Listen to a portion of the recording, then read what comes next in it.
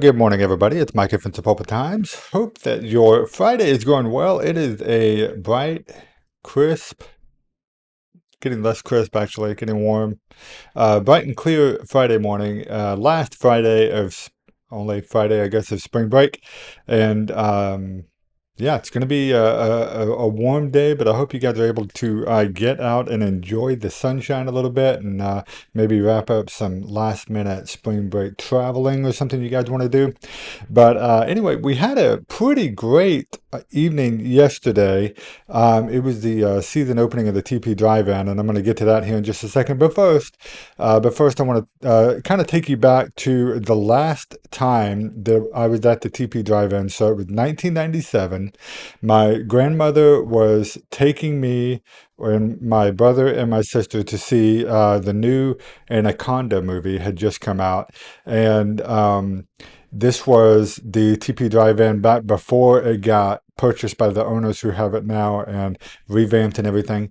And it was, for the most part, terrible. I mean, the movie was fine. I remember that I enjoyed the movie, but one of the things that they say about drive-in movies is you don't want to watch dark movies at the drive-in because it's outside, it's difficult to control the lighting. At the time, this was 1997, so this was almost 30 years ago, and the lighting and projections and stuff aren't near what we're able to do now. And so they would say, a movie like this, or Jurassic Park, something like that, that has really dark kind of scenery. A lot of it takes place at night. It's not something you really want to see at the drive-in movie theater. The soda was terrible. The popcorn was awful. And I remember the mosquitoes being as big as softballs, it seemed like, and we got ate up the whole night. And yet there was no denying that there was something special about watching this movie. Difficult as the challenge was, something special about watching it under the open sky in Sapulpa, and it was really, a very memorable experience. Obviously, I still remember it 30 years later. That was the last movie I could remember seeing at the TeePee Drive-In before it closed, and then remained closed for close to 30 years. And what was really interesting was during this time, not the entire 30 years, but during a long stretch of that time, for probably over a decade or maybe even close to 20 years, Sapulpa had no theater whatsoever. So we didn't have the B&B theater. We did have the community theater, which did live plays. But if you wanted to go see a movie, I remember that my friends and I, when we were teenagers, we would have to go to Tulsa to see the movie at the Promenade Mall. A lot of you guys will remember that, and it's unfortunate that what's happened to that, but or the AMC South Roads 20, or we would go to Sand Springs even, and now Sand Springs doesn't have a movie theater, and Sapulpa does, so it's kind of funny how all that works out. And in fact, Sapulpa now has 3 theaters if you count the Sapulpa Community Theater. So we've got the drive-in that came back, and now we've got the B&B theater. So the drive-in was, of course, if you know the story, was reopened a few years ago by the Kante Group, and Joni Kante will tell you that it is definitely a pet project for her husband Ben.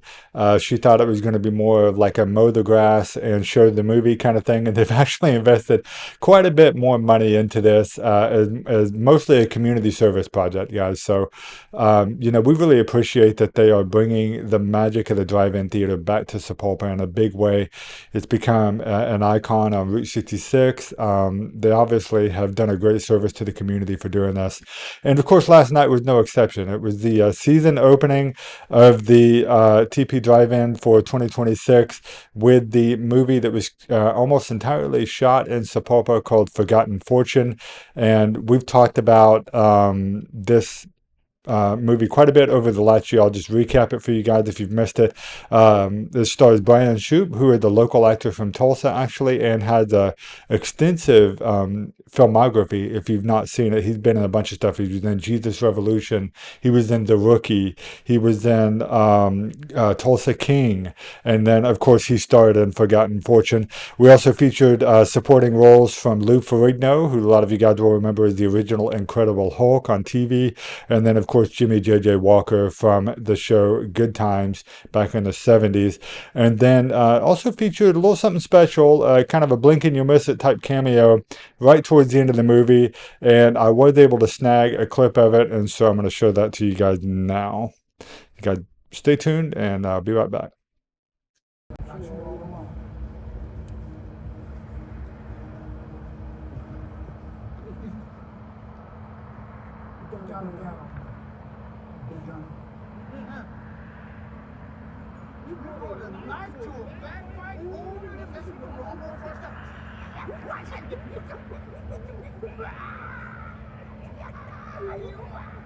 Move in!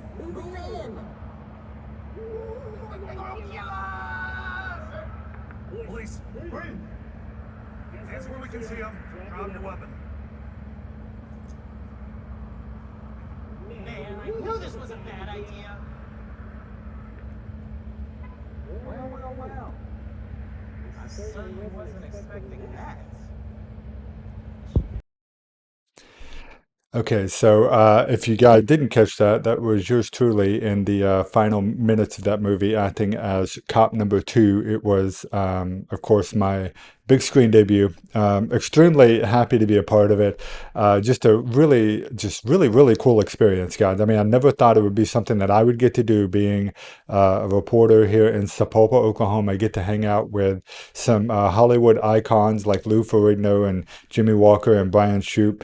And so it was a lot of fun that they asked me to be a part of that. And I, of course, wholeheartedly accepted. It was a lot of fun to be a part of.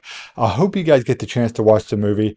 It's not, the budget of a Marvel movie or something like a big budget movie, but it is a really great movie with a message, and primarily the message, which is what some of the actors and the director and producers spoke about in the Q&A after the movie last night, was about Alzheimer's and dementia and everything that's associated with that. And the message in the movie was about taking care of your family when they're going through this sort of experience, and how it impacts not only the person that's actually dealing with the sickness, but all of the family members and the friends and the coworkers and stuff of someone who is going through that as well. And so, and then of course it, blends in a bit of mystery and a bit of comedy, and it was just a lot of fun. Really great experience, and I hope you get the chance to see it. Hopefully it'll be released for streaming at some point, and you guys will get to go watch it.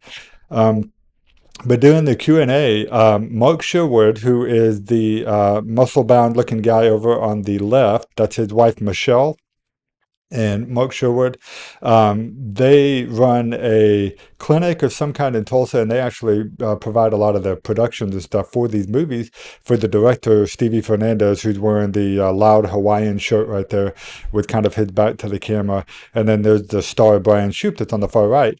And that's the TeePee Drive-In representative there in the very middle with a microphone, who is asking questions. And one of the questions they talked about was about the main message of the movie, which, like I said, was Alzheimer's. But not a lot of people know this, that 1 in every 9 people aged 65 and over actually are diagnosed and struggling with Alzheimer's now, and that number has actually climbed considerably over the last decade. And so this movie was a great reminder to the family members of those who are dealing with this, to make sure that you're able to do what you can to take care of the family members that are going through this and dealing with this disease. But it was also kind of a challenge to try and do what we can to help eradicate this disease as much as possible. And so there's a lot of great research that is behind it. The Tulsa chapter of the Alzheimer's Association was available last night, and they gave out some material and stuff. And I highly encourage you guys to go check this stuff out. This is one of those things that's like, if you don't know somebody personally, if you're not dealing with it personally, you probably know somebody. Someone in your family very likely has dealt with this disease, and it is debilitating and it's crippling. So very neat experience. Again, great movie, great message, great people all around, and hopefully it won't be the last time that we get to have the chance to have a movie like this from the Sapulpa. So something that not a lot of people know about is that movies are actually becoming quite common here now. So Sapulpa got designated as a film-friendly city a few years ago.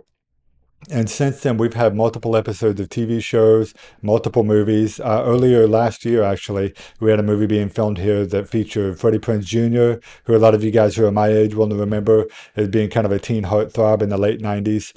And then some other cast members that were around. They're more popular now, but I don't actually know who they are because I guess I'm getting old. But and then last year, a few years ago during COVID, we actually had Eva Longoria. Some of you guys will remember her.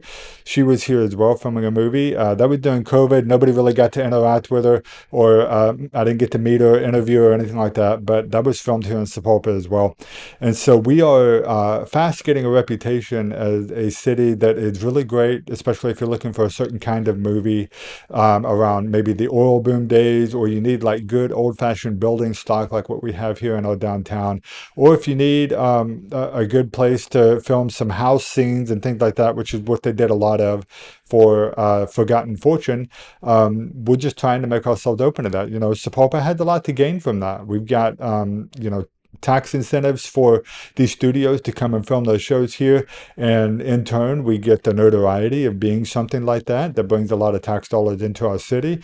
And then, of course, it's a cool thing to be a part of. You know, it's Sapulpa becoming something of like a little Tinseltown Hollywood of middle America here is something that would be really cool. So I'm not saying that we're there yet, but we're certainly closer to that than we've ever been in a long time anyway. So, um, speaking of really cool events that are happening, so if you guys have not had the chance, let me pull this up. I think there we go. I want to remind you guys about a couple of different events that are happening over this weekend. So the TeePee Drive-In grand opening for the season opening was the first of those events that happened last night. So if you were there, great. If you missed it, I'm sorry you missed it. But you'll have the chance to come hang out with us a little more this weekend. So tomorrow is Sapulpa's very first Shamrocks and Shots bar crawl. Again, I said this on Wednesday. It's really exciting that we get to actually be a part of something like this because we have enough places to be able to do this. So that's awesome. So James Calley, Pat's Place, the Upstairs, Crossroads Cookery, and CTX are all going to be participating in this. This will be tomorrow from 5 to 10. It's a great opportunity to come out and hang out in downtown Sapulpa after dark and enjoy the wide sidewalks and the pedestrian friendly outdoors, and do a little bar crawl here and go check out all the different places that we have down here. So that'll be the first one. And then the other one I wanted to remind everybody about was the great season opening for the Sapulpa Community Theater is also tonight. And I think tonight is actually just about sold out, but we should have some tickets available for later this weekend and into next weekend. If you have not taken the time, okay, this theater has been around for over 35 years at this point. If you haven't taken the time to go check out at least one show, particularly a comedy, at the Sapulpa Community Theater, I would highly suggest you do so.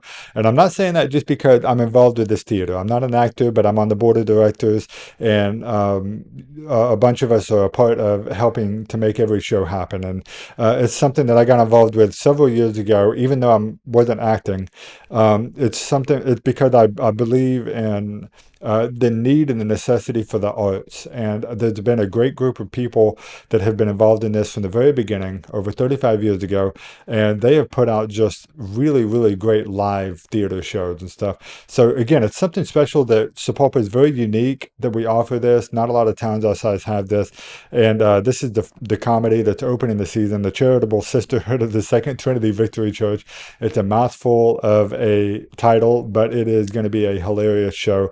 Highly suggest that you guys get your tickets for that. So they're available at sapulpatheater.org, and tickets are $15 for adults and $5 for students pre-K through 10.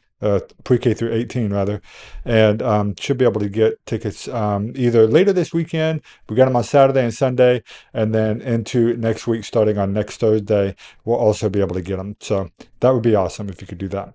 And then the last thing I think, that was actually it. Nope, that was it. Just the three main events that we have happening this weekend. Wanted to make sure that everybody knew about that. So it's been a fun few days here at spring break. We're wrapping up the break, and going to be heading back to school and getting back into the routine in the next several days. So again, I hope you guys have a great Friday. Hope that you're able to do some stuff that you want to do this weekend with the nice weather we have, and looking forward into finishing out the school year over the next several weeks. So thanks for tuning into the Time Loop Live. I will see you guys again on Monday where we talk about all things happening in the town that we love. Have a great weekend, everybody. Bye bye.